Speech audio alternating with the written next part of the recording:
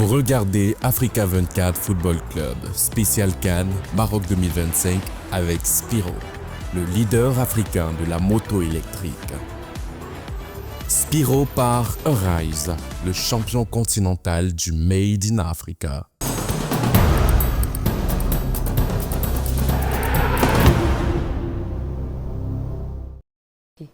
Bienvenue dans cette nouvelle édition de l'Africa 24 Football Club.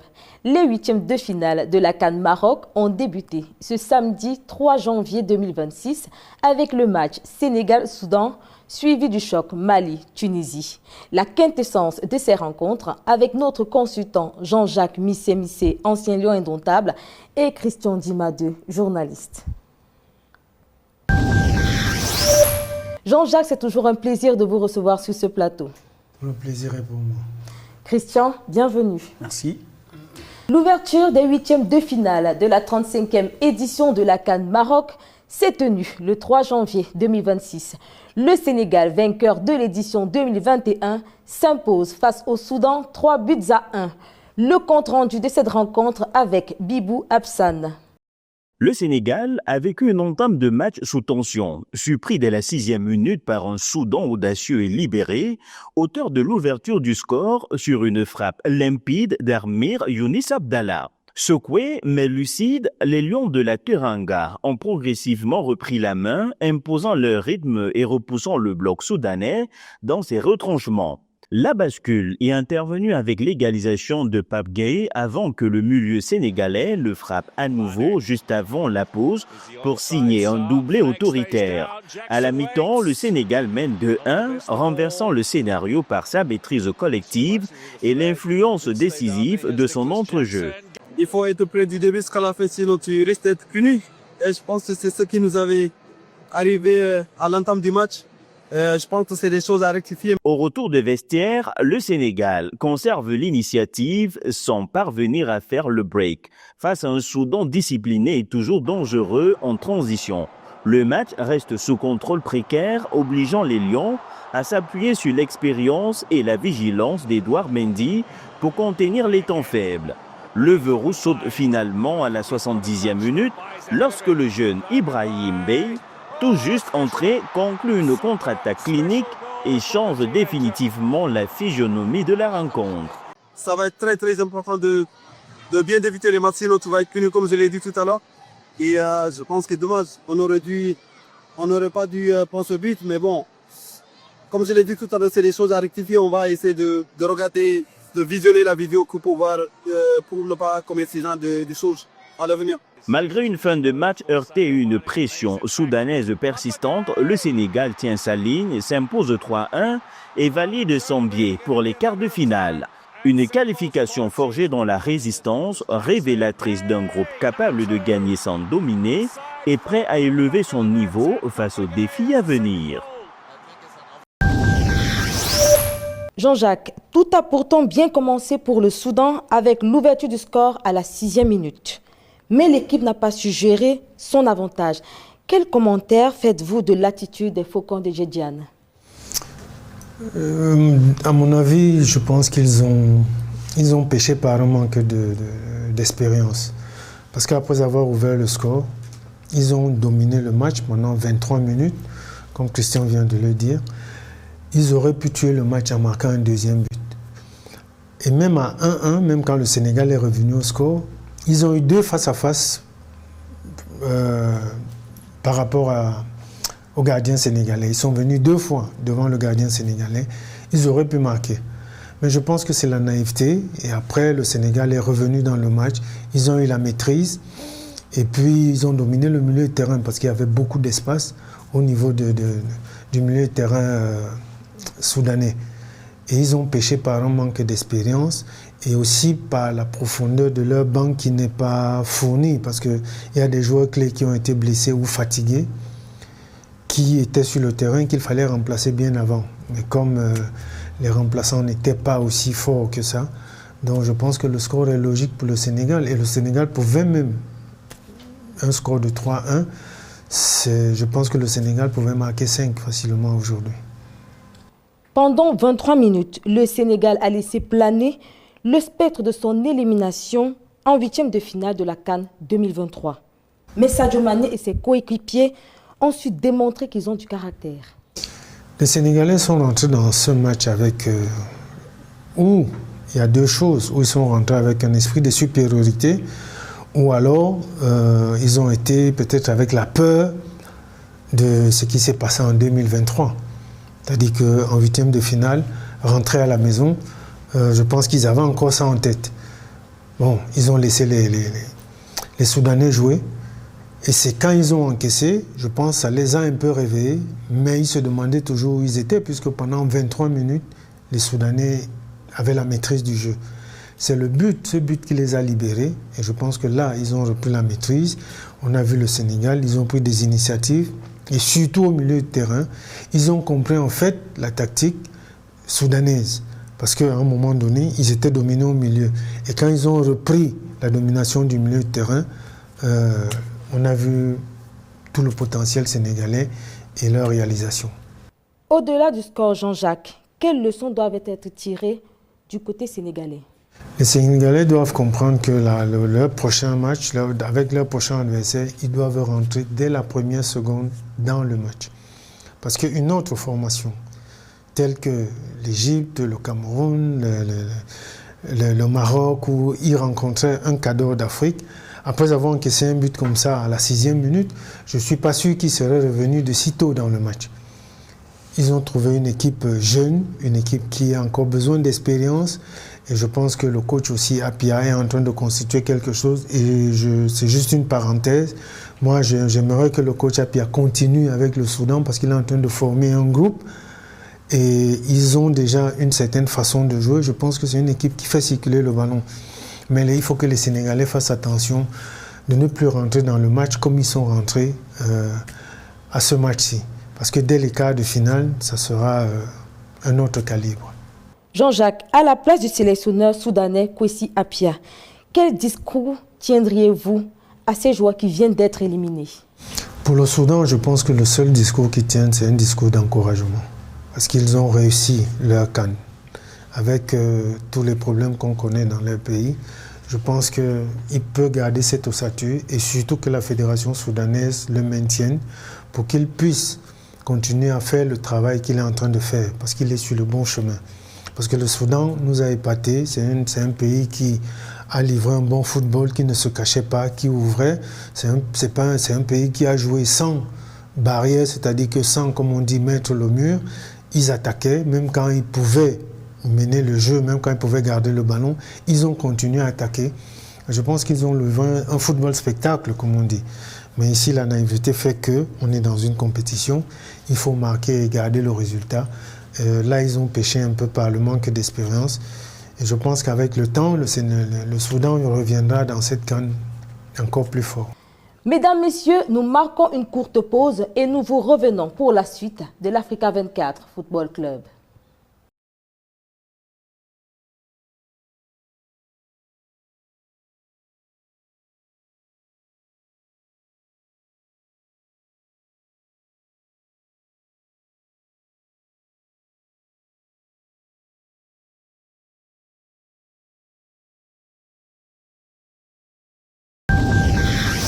Nous sommes de retour sur le plateau de l'Africa 24 Football Club en compagnie de notre consultant Jean-Jacques Missé et Christian Dimade, journaliste.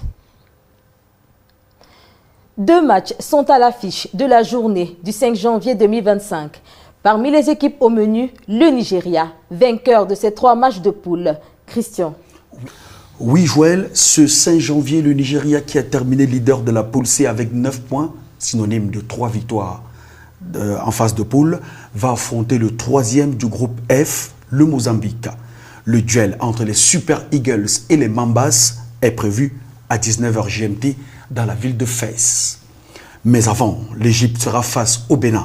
Ce 5 janvier, les Pharaons leaders de la poule B avec 7 points ont rendez-vous avec les Guépards, sortis 3e du groupe D avec 3 points. Le coup d'envoi est prévu à 16h GMT au stade d'Agadir. Merci Christian. Justement, parlant du Bénin, Guerno Rohr, le sélectionneur national, s'est prononcé sur les capacités de ses poulains. Suivons cet extrait de la conférence de presse d'avant-match face à l'Égypte. J'ai 2 voire 3 joueurs qui jouent en Égypte, qui ont joué en Égypte. Donc eux aussi connaissent bien le football égyptien, que ce soit Hassan ou Dolodoku ou Samadou, qui joue à Smoua encore là. Eh bien, je crois qu'on a notre mot à dire, en toute humilité. On ne se prend pas pour des très grands joueurs, mais en équipe, parfois, on est pas mal, ce qui nous a permis d'arriver en 8e. Jean-Jacques, beaucoup d'analystes donnent l'Égypte favorite dans cette rencontre face au Bénin. Qu'est-ce que vous en pensez? Normalement, l'Égypte est favorite, oui. Ça, c'est sur le papier. Mais maintenant, les Béninois rentreront sur le terrain pas en victime consentante. Je pense qu'ils vont défendre leur jeu. Ils vont vouloir imposer leur jeu. Et maintenant, ça dépend de la forme du jour, comme on dit.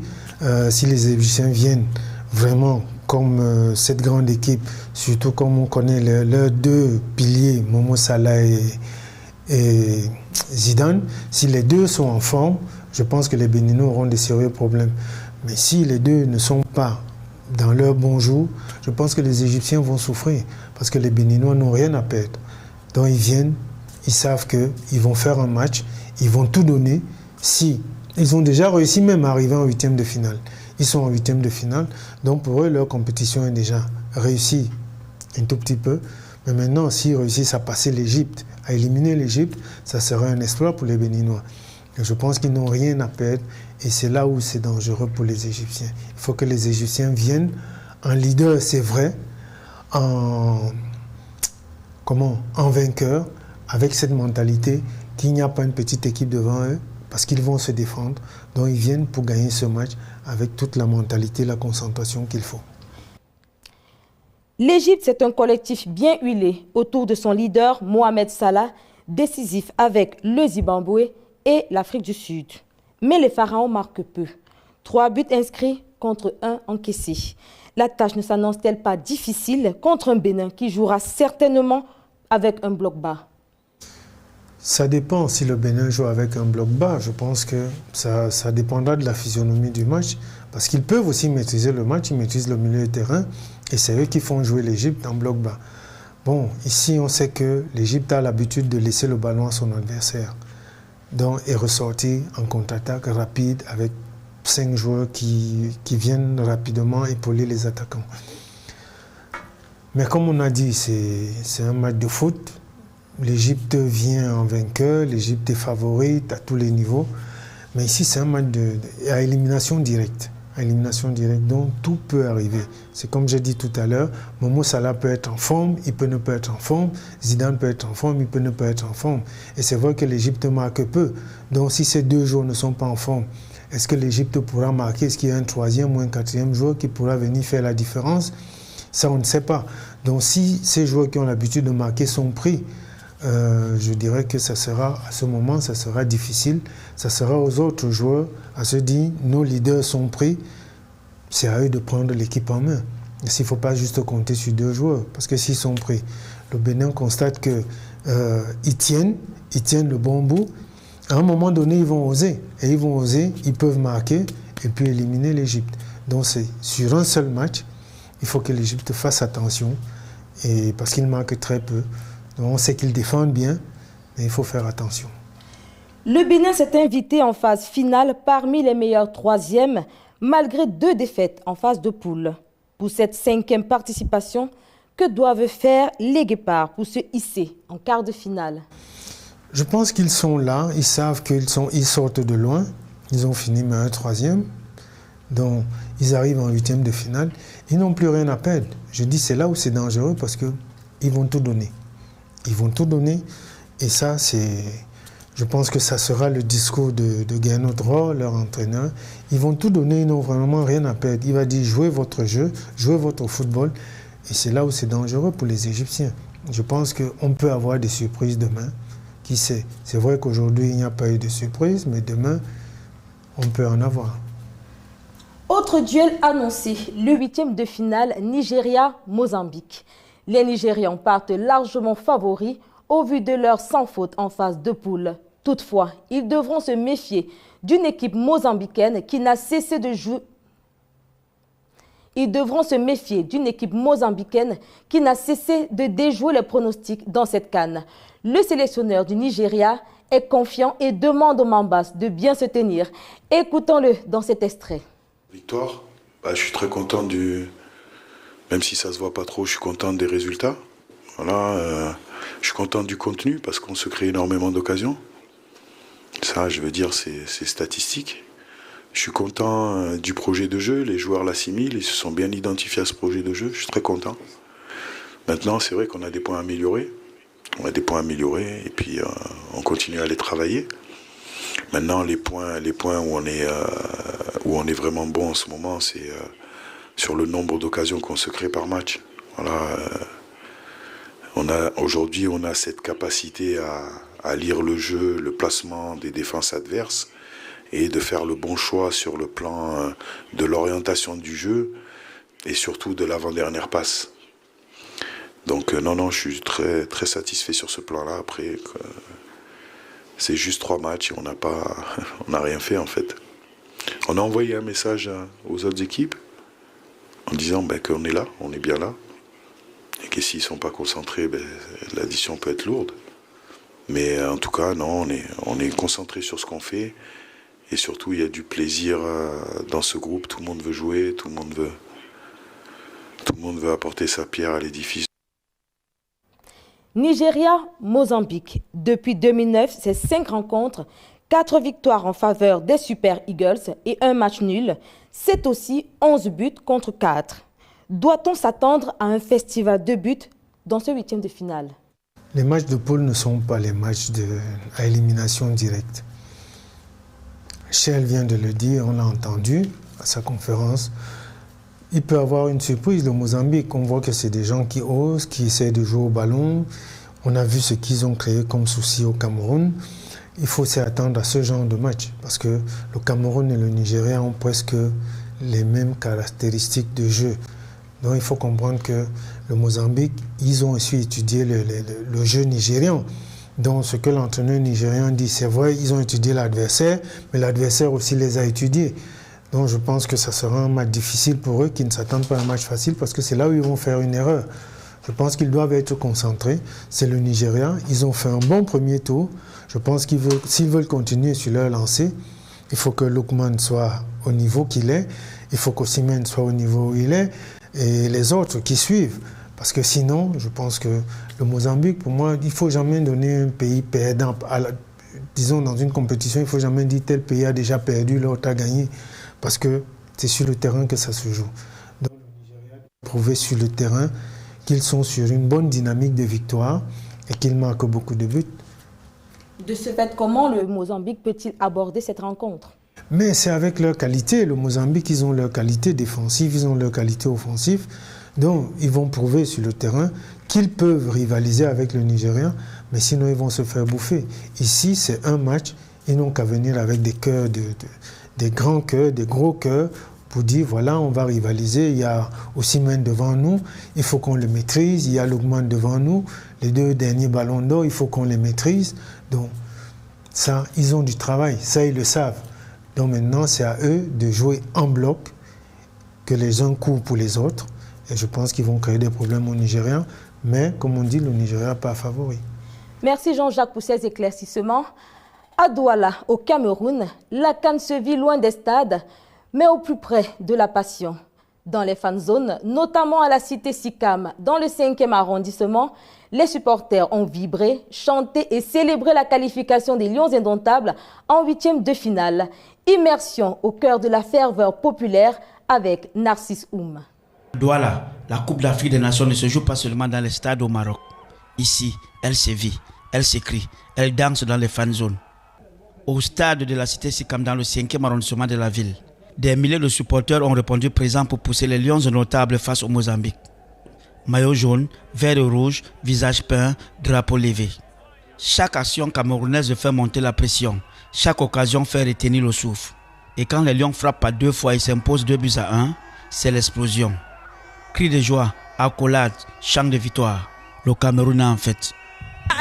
l'équipe était très bonne. Le coach, c'était trop bien. Mais nous n'avons pas aimé Eta Young à la fin parce qu'il a raté 2 buts qui devaient nous avancer les points. Franchement, il doit revoir ça. Il nous doit 2 buts vraiment. Mais excellent. Pour la suite, nous sommes sûrs avec cette équipe. Pour ces supporters, la CAN n'est bien qu'un match. C'est un moment de partage, de communion et de fierté nationale vécu ensemble au cœur des fan zones. Une victoire synonyme de qualification pour les 8e de finale où le Cameroun affrontera l'Afrique du Sud. Un rêve qui continue pour tout un peuple. J'ai trouvé que le Burkina Faso est plus difficile à jouer que l'Afrique du Sud. Donc je pense que le Cameroun va pouvoir passer en quart de finale face à l'Afrique du Sud. Le Cameroun a retrouvé son football, une équipe jeune capable de nous amener jusqu'à la victoire. Nous restons confiants en espérant que nous irons jusqu'au quart de finale, demi-finale et que nous remportions la coupe. À Douala, dans les fan zones, la CAN continue de battre son plein. Et les Lions indomptables peuvent compter sur un 12e homme, plus que jamais mobilisé pour la suite de la compétition. Le Cameroun est qualifié pour les 8e de finale grâce à sa victoire contre le Mozambique par 2-1. Douala insulte. Les populations en transe. La fête continue. Depuis Douala, je suis Narcisse Soum pour Africa 24 Sport.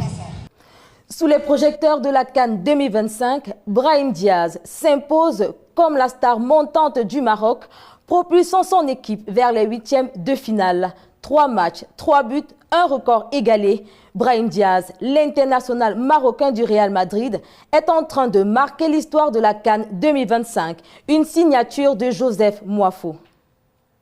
À 26 ans, Brahim Diaz, milieu offensif du Real de Madrid et international marocain, connaît une ascension fulgurante lors de la Coupe d'Afrique des Nations 2025. Avec 3 buts inscrits en 3 matchs durant la phase de groupe, il a égalé un record historique détenu par la légende Ahmed Faras. Ses réalisations décisives contre les Comores, le Mali et la Zambie ont permis au Maroc de réaliser un parcours parfait et de terminer en tête de son groupe, mettant en lumière son impact incontestable sur la scène continentale. Comme j'ai dit, le plus important, c'est que l'attaquant il travaille pour l'équipe.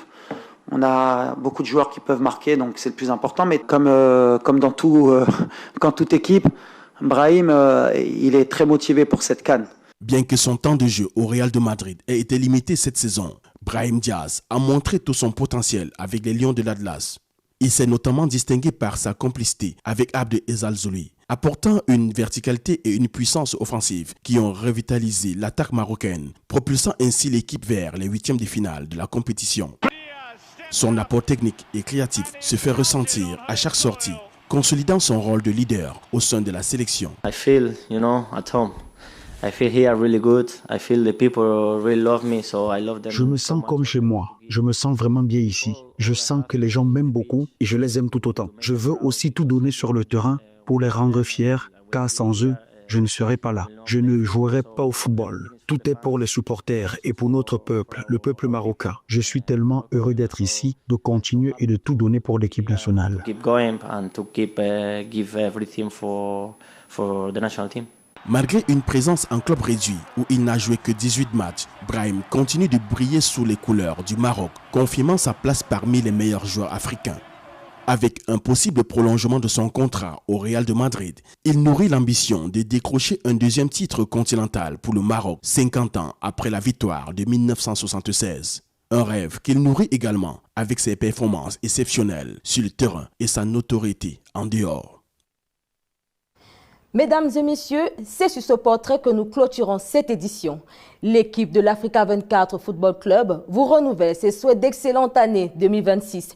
Ne l'oubliez pas, l'actualité de la CAN Maroc 2025 continue sur Africa 24 et Africa 24 Sport.